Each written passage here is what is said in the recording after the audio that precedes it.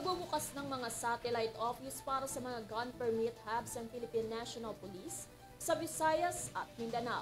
Layo nitong mailapit sa mga gustong magparehistro ng kanilang baril na hindi nakakailanganin pang tumungo sa Camp Rames sa Quezon City.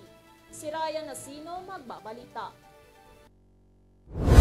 Ipinag-utos ni Philippine National Police Chief General Romel Francisco Marbil ang pagtatayo ng mga gun permit renewal centers sa Visayas at Mindanao sa paparating na 2 buwan.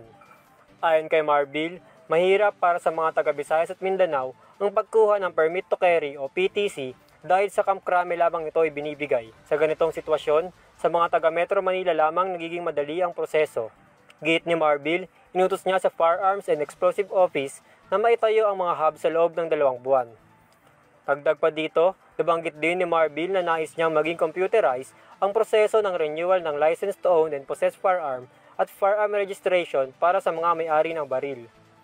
Sa ngayon, ang mga aplikante kailangan pa ring personal na pumunta sa Camp Crame para ma-avail ang serbisyong ito.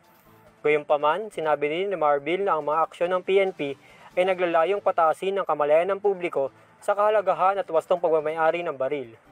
Para sa EuroTV News, ako si Ryan Nasino, sumasaludo sa bawat Pilipino.